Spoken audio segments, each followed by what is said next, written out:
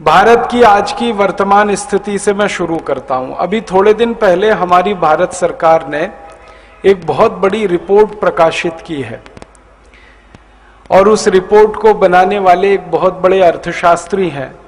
उनका नाम है प्रोफेसर अर्जुन सेन गुप्ता। बहुत बड़े अर्थशास्त्री हैं। हमारे देश में बहुत थोड़े से अर्थशास्त्री ऐसे हैं जिनका सारी दुनिया में सम्मान होता है। प्रोफेसर अर्जुन सेन गुप्ता ऐसे ही अर्थशास्त्री हैं। भारत देश का एक बहुत बड़ा विभाग है योजना आयोग। बहुत लंबे समय तक प्रोफेसर अर्जुन सेन गुप्ता वहां उपाध्यक्ष रहे हैं।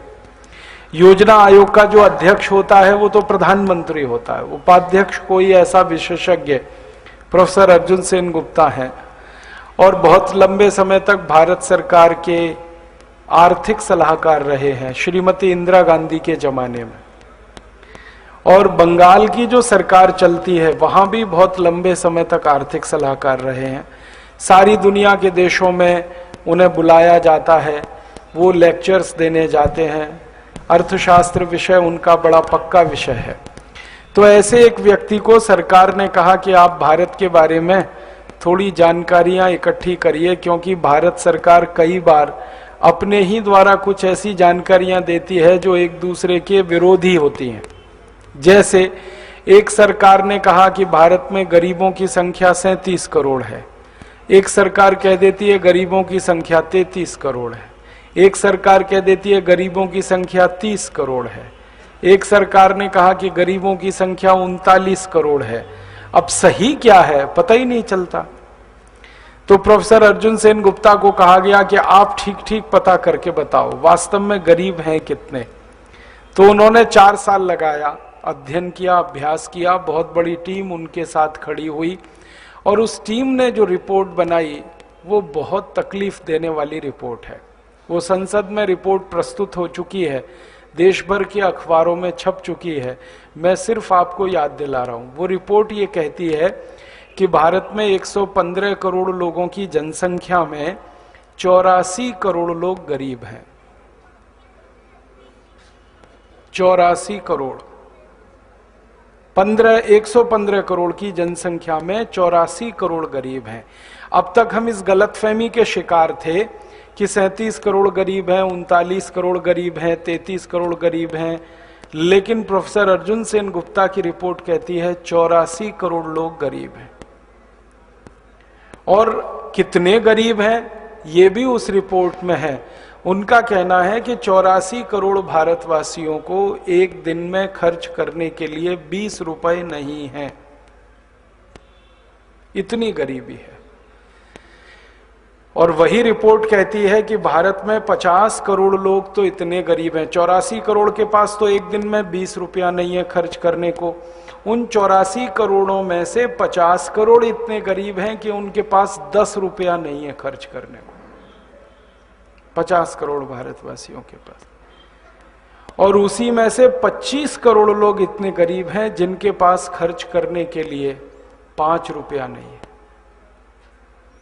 और 15 करोड़ इतने गरीब हैं इस देश में जिनके पास खर्च करने को 1 रुपया नहीं है। और 10 करोड़ भारतवासियों के पास तो 50 पैसे भी नहीं है खर्च करने को। ये हमारे देश की नंगी वास्तविकता है, कठोर सच्चाई है।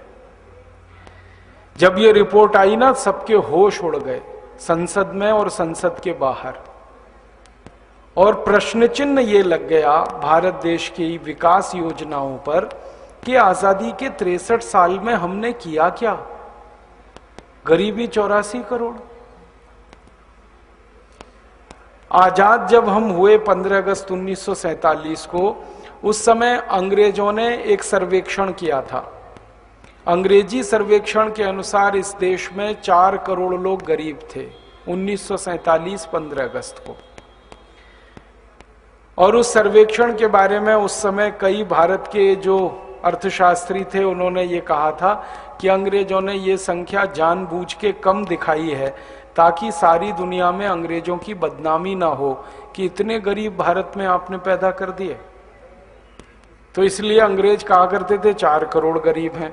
पंडित जवाहरलाल नेहरू ने उसको संशोधित कराया जब वो प्रधानमंत्री हो गए तो उन्होंने एक कमीशन बनाया और कहा कि गरीबों की सही स्थिति बताओ। तो 1952 में जब पहली पंचवार्षिक योजना बनी इस देश में और लागू हुई, तब नेहरू जी ने कहा कि इस देश में वास्तविक गरीबों की संख्या 16 करोड़ है। मान लिया 16 करोड़ है। अब 16 करोड़ की जनसंख्या 84 करोड़ हो चुकी है।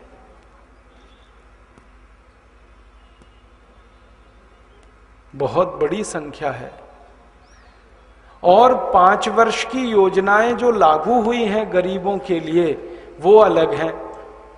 ये जो हैरान करने वाली बात है वो ये कि 1952 में हमने गरीबों को मदद करने के लिए एक योजना बनाई थी जिसका नाम है प्रथम पंचवार्षिक योजना, और उसका मूल उद्देश्य था गरीबी दूर करना, मुख्य उद्देश्य था। और नेहरू जी ये कहा करते थे संसद में कि एक पंचवार्षिक योजना लागू हो गई, सारे गरीबों की गरीबी मिट जाएगी। लेकिन वो योजना पूरी हो गई, गरीबी नहीं मिटी। फिर दूसरी योजना आई, वो पूरी हो गई तो भी गरीबी नहीं मिटी। तीसरी योजना आई, फिर भी गरीबी नहीं मिटी। ऐसी 11 योजनाएं लागू हो चुकी है। और हर पंचवार्षिक योजना में गरीबी मिटाने के लिए 10 लाख करोड़ रुपए खर्च होता है, आपके टैक्स का, मेरे टैक्स का। हर पंचवार्षिक योजना, आप जो सरकार को टैक्स देते हैं, मैं जो सरकार को टैक्स देता हूं, उस टैक्स का 10 लाख करोड़ सालाना खर्च होता है। माफ करना, 5 साल में खर्च होता है पंचवार्षिक योजना में। तो एक योजना का 10 लाख करोड़, तो 110 लाख करोड़ रुपए खर्च हो चुका है। और गरीबी है कि बढ़ती ही जा रही है। एक दिन मैंने हिसाब निकाला कि अगर हमने 11 पंचवार्षिक योजनाएं नहीं बनाई होती थोड़ी देर के लिए, और 110 लाख करोड़ रुपए सीधे गरीबों में बांट दिया होता, तो हर गरीब को 1.5 लाख रुपए मिल गया होता।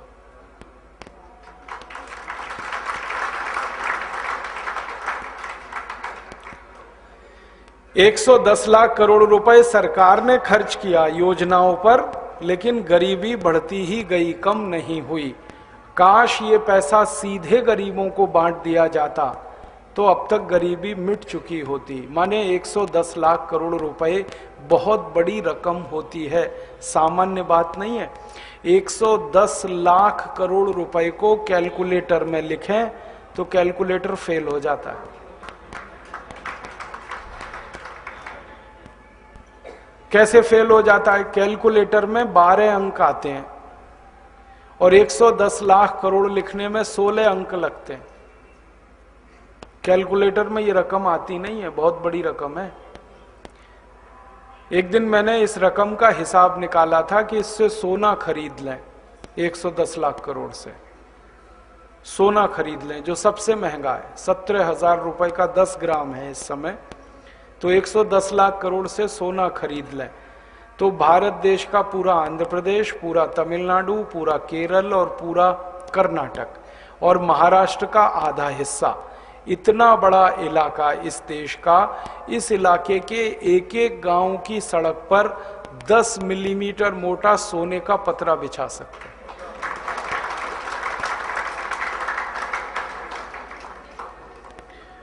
और दूसरा कैलकुलेशन बताता हूं कि अगर सोने का पतरा 10 मिलीमीटर से 5 मिलीमीटर कर दे तो भारत के 6,38,365 सभी गांवों की सड़कों पे बिछा सकते हैं। इतनी बड़ी रकम है 110 लाख करोड़, मामूली रकम नहीं है जो खर्च हुई है। अब एक तरफ 110 लाख करोड़ का खर्चा भी हो गया और गरीबी भी नहीं मिटी। ये अफसोस की बात है। या तो ये पैसा खर्च ना हुआ होता तो हम दिल पे पत्थर रख लेते कि गरीबी इसलिए है कि हमारे पास पैसे ही नहीं खर्च करने को। लेकिन एक तरफ हमने 110 लाख करोड़ खर्च भी करा दिया और गरीबी भी नहीं मिटी देश की।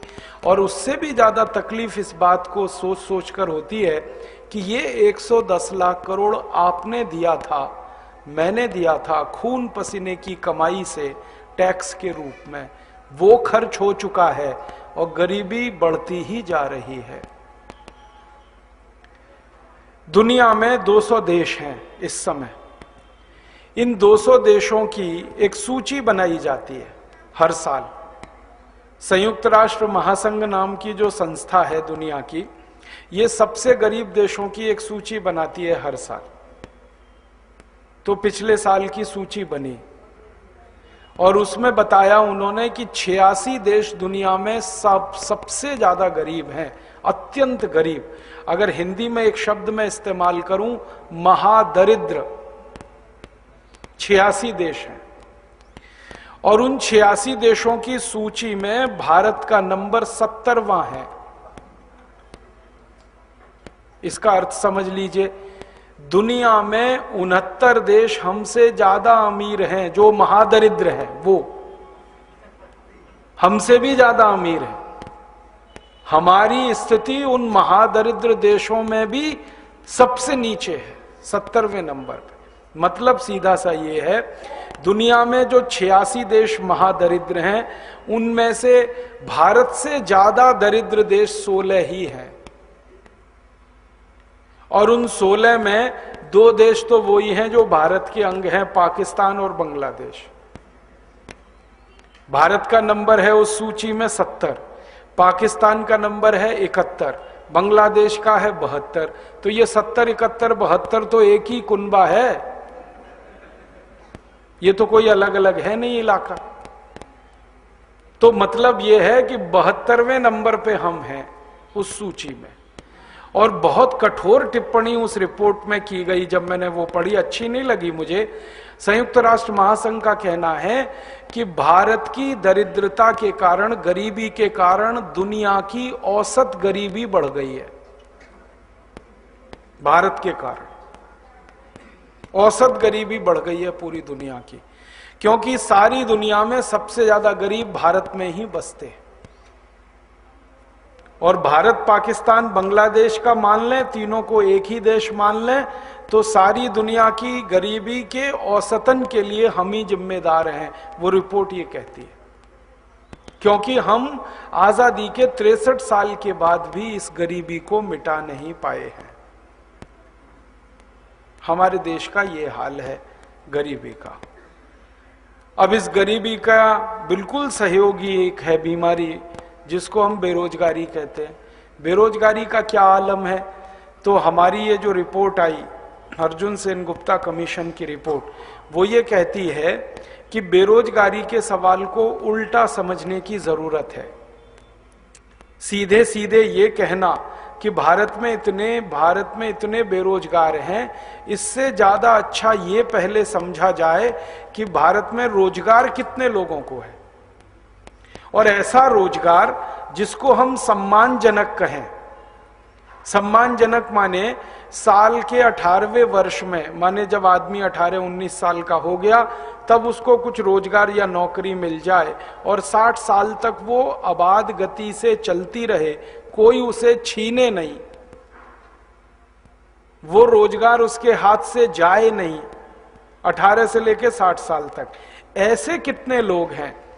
तो वो रिपोर्ट ने कहा कि भारत में जो पक्का रोजगार है, जिनकी नौकरी कभी नहीं जाती, ऐसे सिर्फ 3.5 करोड़ लोग हैं पूरे भारत में। सिर्फ 3 करोड़ 50 लाख, 115 करोड़ में जिनकी नौकरी कभी नहीं जाएगी, जिनको रोजगार बहुत सम्मानजनक मिला हुआ है। वो 3.5 करोड़ लोग कैसे हैं? तो उसका हिसाब है पूरा। 14 लाख लोग तो सेना में हैं, भारत की आर्मी में 14 लाख के आसपास, सेना में, वायुसेना में, जल सेना में, तीनों में मिला के 14 लाख हैं। और करीब करीब 15-15.5 लाख हैं रेलवे में, इंडियन रेल, भारतीय रेल। और करीब करीब 17 लाख हैं बैंकों में, भारत की जितनी भी बैंकें हैं। और करीब करीब 15-15.5 लाख हैं बीमा कंपनियों में, एजेंट से लेकर ऊपर तक। और करीब करीब 44 लाख के आसपास हैं केंद्र सरकार के पब्लिक सेक्टर में, जैसे BHEL है, भारत हैवी इलेक्ट्रिकल्स लिमिटेड है, steel authority of India limited है। ऐसे भारत के 244 पब्लिक सेक्टर हैं।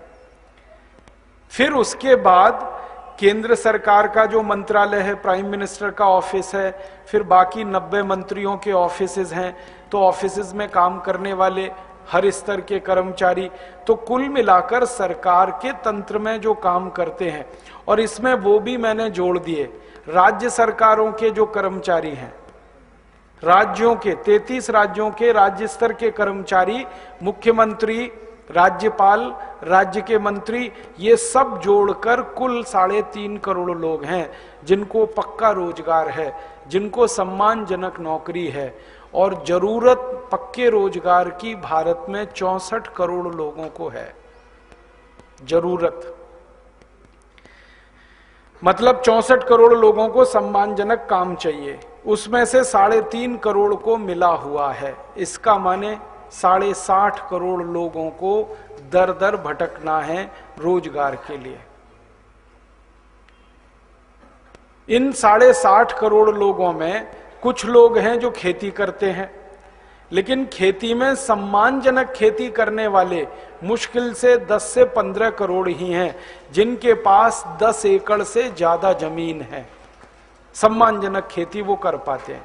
बाकी की जमीन ही 2 एकड़ से कम है भारत में किसानों की, तो उनको सम्मानजनक नहीं माना जाता, क्योंकि उनकी खेती तो घाटे में रहती है। 2 एकड़ से कम जमीन, ऐसे भारत में 85% किसान। अब ये जो 85% किसान हैं जिनकी 2 एकड़ से कम जमीन है, यही लोग दर बदर की ठोकरें खाते हैं। कभी सड़क पर रिक्शा चलाते हैं, कभी कहीं किसी का ईंट गारा बनाते हैं, कभी कहीं कोई ठेली लगा लेता है, सब्जी बेच लेता है, कभी कोई फुटपाथ पर कोई सामान रख के उसे बेच लेता है। इस तरह के रोजगार में वो लगे हुए हैं। हमारे देश में जिसको अनऑर्गेनाइज्ड सेक्टर कहा जाता है, असंगठित रोजगार का क्षेत्र, उसमें ये 60 करोड़ 50 लाख लोग हैं जिनकी 12 महीने की कोई भी रोजगारी पक्की नहीं है। किसी को साल में 2 महीने काम मिलता है, किसी को 4 महीने मिलता है, किसी को 3 महीने, किसी को 6 महीने, ऐसा उनका चलता है। और इनके ऊपर समय समय पर पुलिस के डंडे चलते रहते हैं। वो बेचारे कहीं सड़क पर बैठे हैं, खोमचा लगा के, पुलिस वाला आएगा मारेगा डंडा, और नगर पालिका वाला आएगा ले जाएगा पैसे उनसे। रोज भुगतते हैं वो इस बात को। तो 60.5 करोड़ लोग इस देश में दर बदर की ठोकरें खाने को मजबूर हैं, जिनको काम चाहिए और काम नहीं है हमारे पास।